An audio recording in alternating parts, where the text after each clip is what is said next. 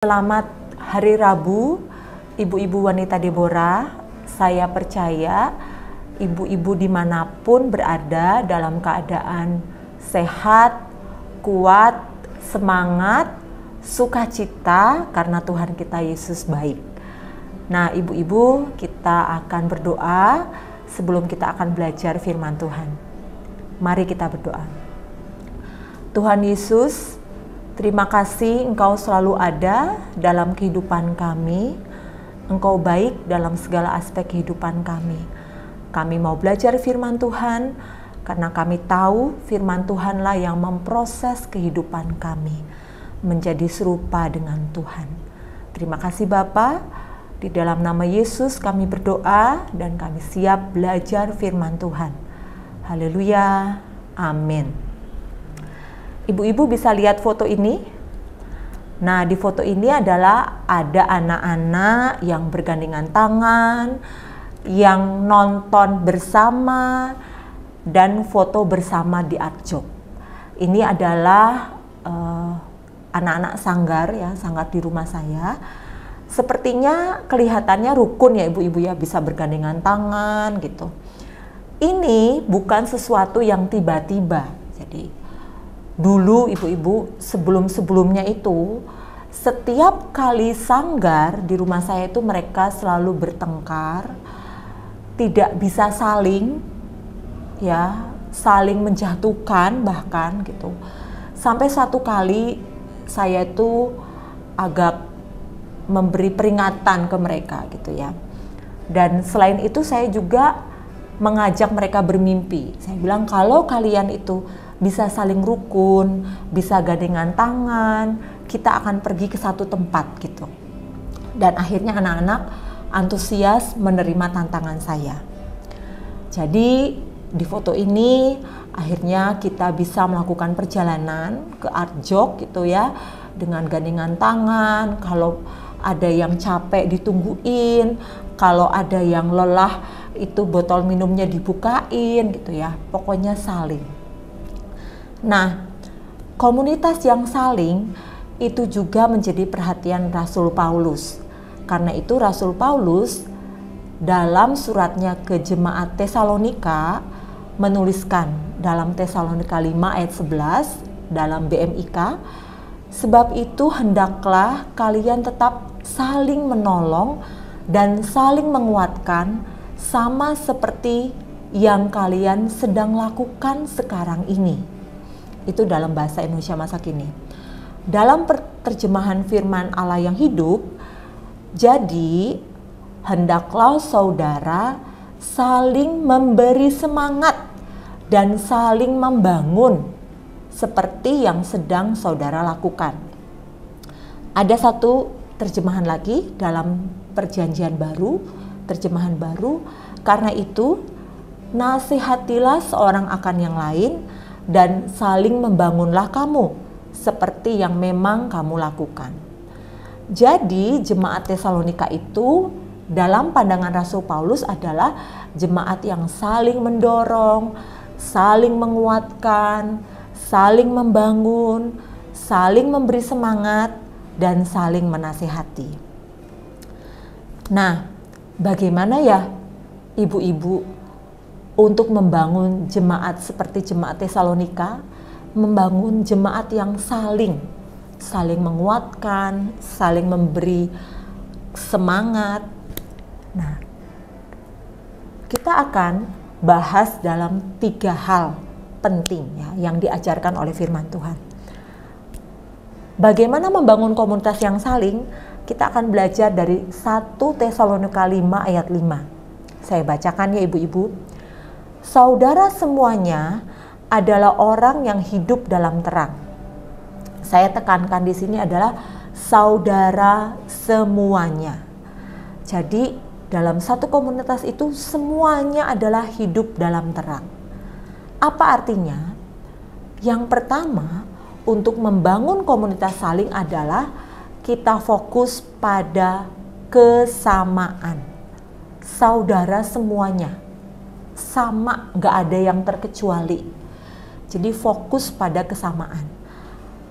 Kita harus mengembangkan fokus yang sama, bukan yang beda.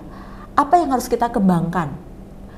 Kita itu harus sadar kalau kita adalah sama-sama orang berdosa, sama-sama yang sudah ditebus dan dikuduskan Tuhan. Apalagi kesamaannya? Sama-sama orang yang sedang diproses oleh Tuhan, yang belum selesai prosesnya. Apalagi sama-sama juga disayang Tuhan, sama-sama juga diberkati, dan sama-sama juga akan menjadi penghuni rumah Bapa di surga. Saya ada satu cerita nih ibu-ibu. Satu masa dalam sebuah persekutuan ya, di jemaat yang kecil, saya merasa keberadaan saya itu membuat orang lain tidak nyaman. Saya juga aneh ibu-ibu, padahal saya itu tidak melakukan apa-apa. Tapi keberadaan saya menjadi ancaman gitu ya, ancaman bagi posisi seseorang. Akhirnya setelah saya diberitahukan itu, saya akhirnya mencoba untuk menyapa lebih dulu, mencoba untuk membangun interaksi begitu ya. Lalu jemaat ini bertanya, "Tante Lili kenapa Tante Lili melakukan itu?" Lalu saya jawab, saya nggak mau nanti di surga itu, karena kita sama-sama penghuni surga, itu saling tidak tegur sapa gitu, saling melengos gitu. Saya nggak mau keberadaan saya seperti itu. Karena itu saya sadar karena kita sama-sama pelayan dan sama-sama akan menjadi penghuni surga, saya berinisiatif untuk membangun interaksi, untuk saling memberi semangat lebih dulu. Nah, itulah mengapa fokus kepada kesamaan itu penting untuk kita pikirkan. Jadi dalam komunitas wanita Deborah, fokuslah kepada kesamaan, bukan perbedaan. Yang kedua, bagaimana membangun komunitas yang saling? Yang kedua, kita belajar dari 1 Tesalonika 5 ayat 8. Tetapi kita ini orang yang tergolong siang. Sebab itu pikiran kita harus terang. Saya tekankan di sini, pikiran kita harus terang. Nah, ibu-ibu, pikiran terang itu saya asumsikan adalah pikiran yang baik ya. Jadi dalam kita membangun interaksi dalam komunitas ya, apakah itu komunitas Hagios Family, komunitas wanita Deborah, yang kita harus kembangkan adalah hal yang baik. Jangan berprasangka buruk dulu. Hindari asumsi yang belum jelas. Ya, jangan negatif thinking dulu sebelum kita tahu dengan pasti dan tahu dari dekat. Sebaliknya, bangunlah persepsi pandangan yang mulia, yang benar dan yang bernilai.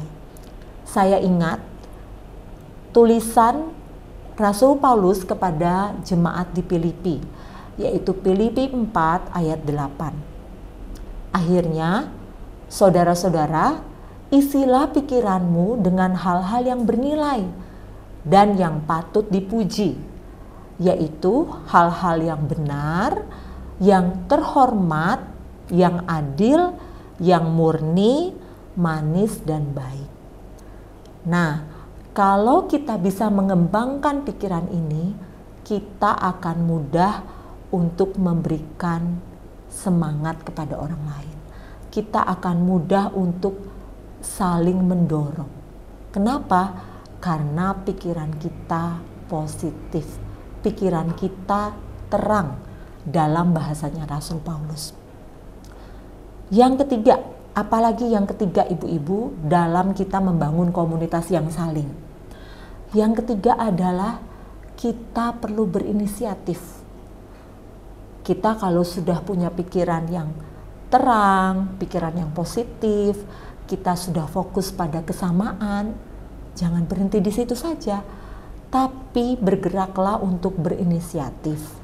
Berinisiatif untuk lebih dulu memberikan dorongan, lebih dulu memberikan semangat.